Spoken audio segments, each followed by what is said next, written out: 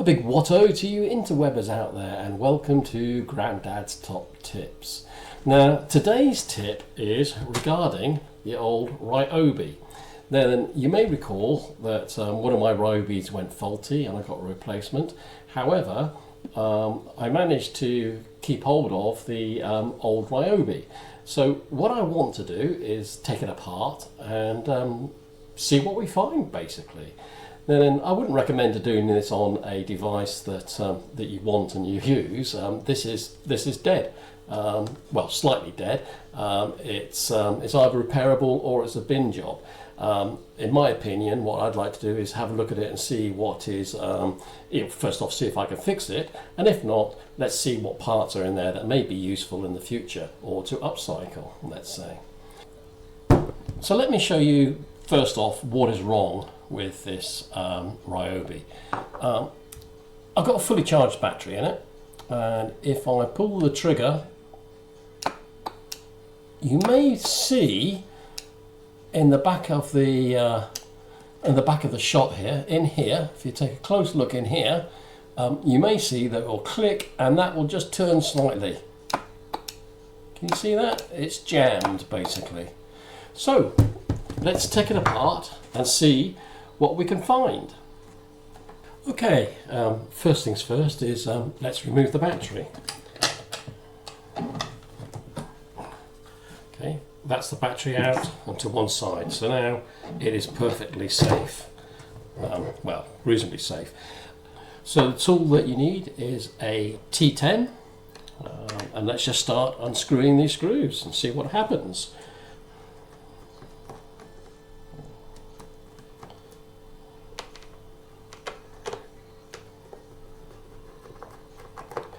Might be handy to have a magnetized T10. I must admit I do watch work, so I don't really like to have my tools magnetized. Then I think there may be a problem already that I can see. Oh no, here we go. So we're in here. Let's just undo this. Okay, let's undo this one.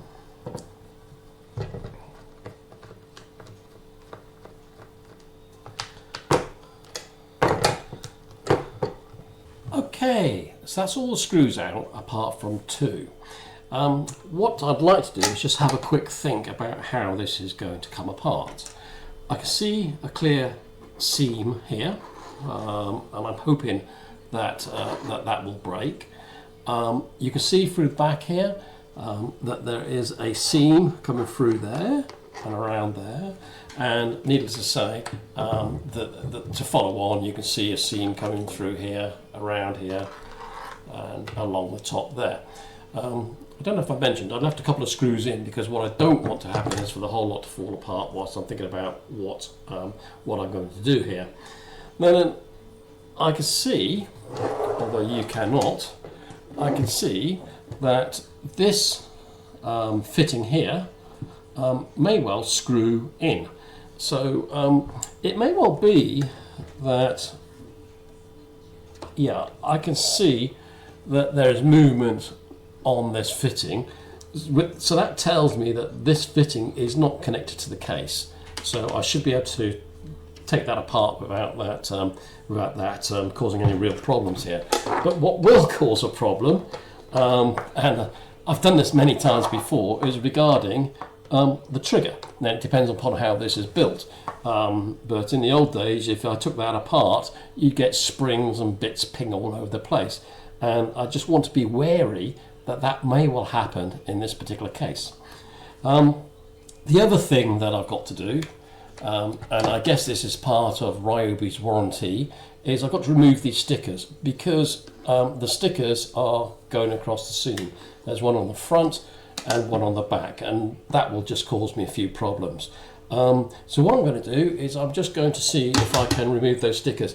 And I don't particularly want to keep them, so I'm not unduly worried. It's a nice hot day here. Here we go, let me just do this way. It's a lovely hot day here, so I suspect that this will just pull off nice and easy.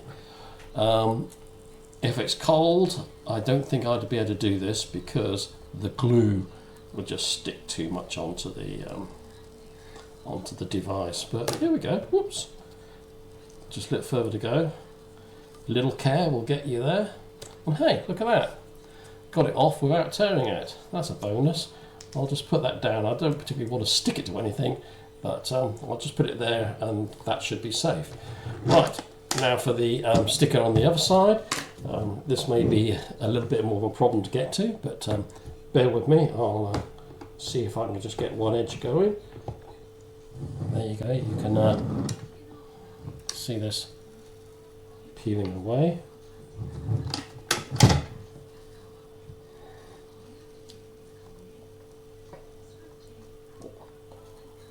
Come on, nice and gently does it. And there we go, that's that one off. Right, okay then, so that's that seam clear. I'm just having a look around to check all the seams. Okay. Once again, the question is this connected to the body? I suspect it's not, but we'll find out when I take the next part off.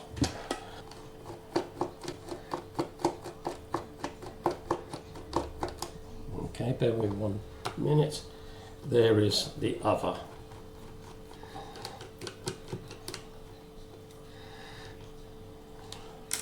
Right, let me just gently tilt it over. Keep firm hold of it as I try and get that screw out. There you go.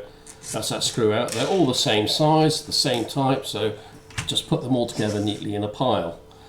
Right, so now what I'm hoping is when I separate these two halves, okay, it will also separate away from the battery body.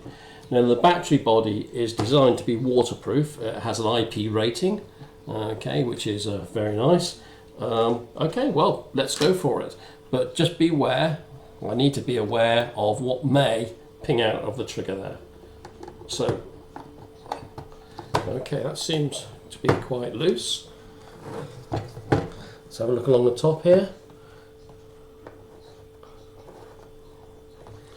There is a little bit of resistance there. Okay, I'm just going to turn it around towards me. Okay, so, right, okay then. It's not falling apart as I would expect it to. Okay, so something is holding it down there. So, are there any hidden screws? I don't think there'd be something under there, and that's simply, found it. Okay, so there's nothing under here because you have to think logically that that is where all the armature and the motor parts and things are going to be. But when I rubbed across here, there's clearly a fixing point there. Okay, I'm not going to pull that right off. Just bring it in camera shot. Okay, so under the EZClean sticker here, you can clearly see that there is a hidden screw in there. So I'm hoping that it's not a security torque, and it's not, so that's a Billy bonus there. Okay, let me just take this one out.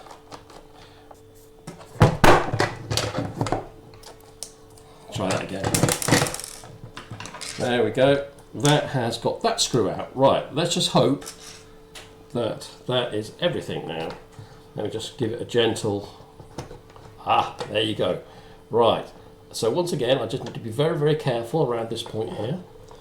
Okay, lift that off, and voila, we have this in two pieces, so I can now see what is happening here. I just want to take a careful look around here to see what is happening.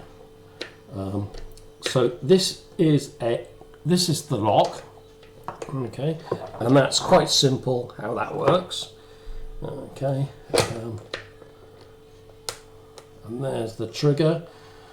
Right, okay then. Let me just show you around what I can see so far. Bear with me whilst I just try and get you a bit close to the camera.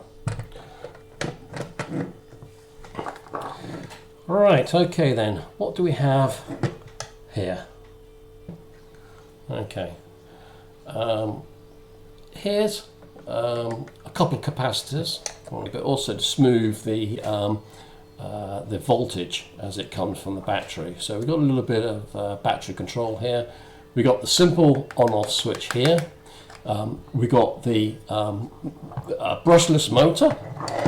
So here is the brushless motor, okay, and then here is the vacuum pump and the pump to force the water out here.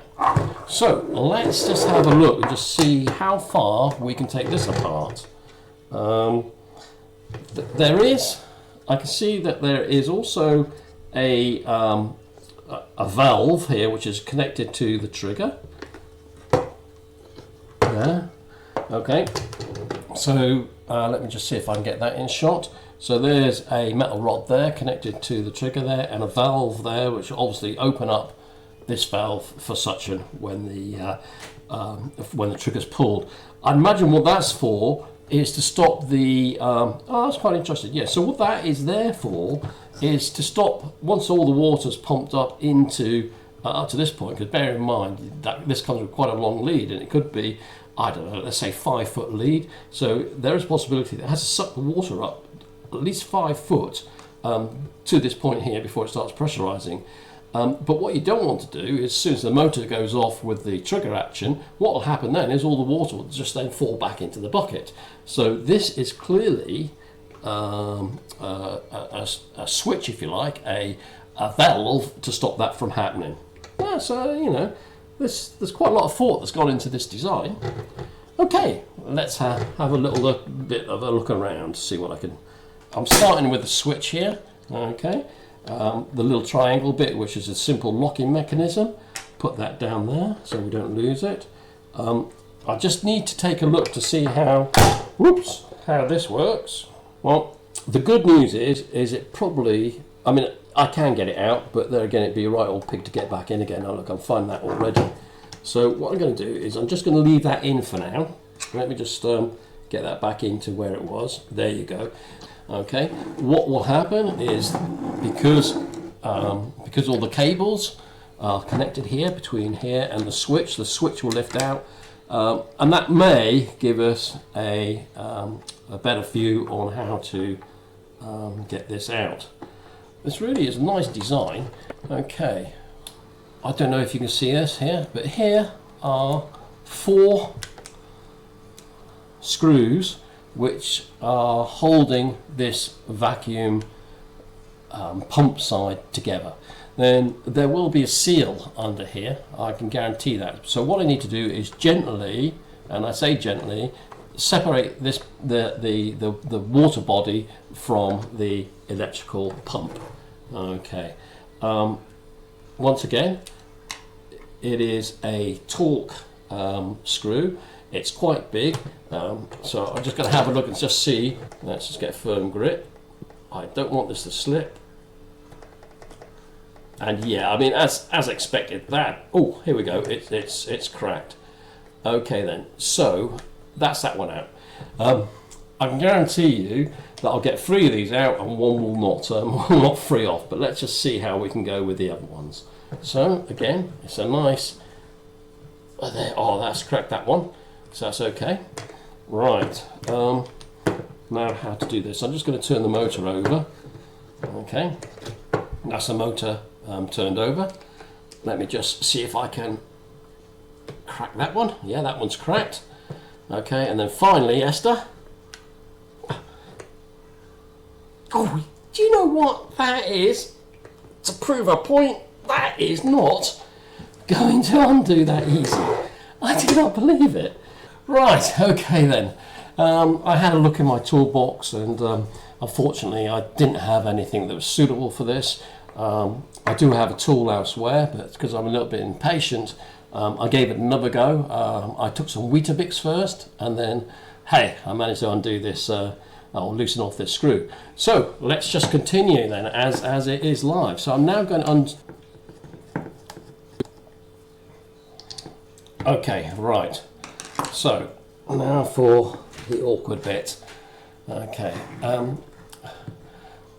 For my benefit, I think I need to do this off camera a little bit, but let me just see what I can do here. Oh, okay, that came off a bit. Luckily, there isn't much there to fall off, but let's just make sure. Okay. All right. So this contains rust. Oh no! What really? It looks like then. I'm going to have to get some tissue, because this is just it's greased and it's rusty. So I'm just going to get a tissue and see if I can see if the jam is in this part or the motor part. Well, the motor part should be easy to tell. So let's just dive straight in there. I've got the fan at the back here where I can gently insert a screwdriver, and let's just look. See, that's free. That's free. So there's nothing at all wrong with the motor. The problem is inside this water housing. No, it's a little odd because on the bottom of the hose is, of course, a filter basket, and I only use tap water anyway. So what happened was, I used it quite regularly, and then regrettably the weather changed, and I threw it in the back of the car, and it was in the back of the car for possibly maybe 4 weeks, and I've got a sneaky feeling that that rust or corrosion has taken place inside this body, and that's why it's not working now. Let's get the tissue and see where we go next. Okay, I think what I'm going to have to do is clear the decks a little bit, but I managed to clean off some of that grease, and it is jammed solid. So I'm a bit, not necessarily worried, but I'm a bit nervous about taking this part of the body apart.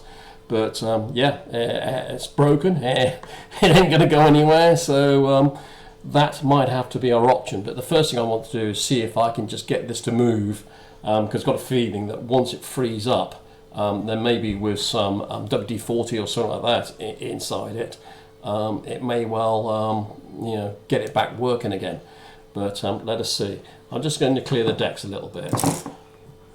This bit again. I can see that there looks like there's a few pistons in here. So without being too crude about that, that'll be the suck and blow. Okay, and they come through the other side here, and there they are there. Then whether the pistons has seized up or the shaft, I don't know.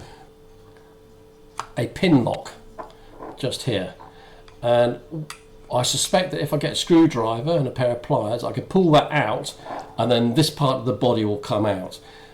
Then what I'm going to do is I'm going to spray some WD-40, but I'm going to have to do that outside. I'm going to spray some WD-40 inside this body and see if I can free it up. Okay, so that's the plan. Well, what I have noticed looking at this is water has got into this chamber. Clearly, this is part of the motor. I think that this chamber should be dry. It should be well greased. I can see some grease in there. It has a rubber seal on the outside here, but I think that's to stop water being ingress from, if you like, an eyepiece sort of side of things, from the water getting into there from the outside, not through the pump body. I suspect that a seal has gone between that big metal piece with the cogs in it, which I'll show you later on, and it's transitioned through into the wet side of the pump body, and then that's consequently got in here, and maybe if I kept on using it, it wouldn't be a problem, because it would have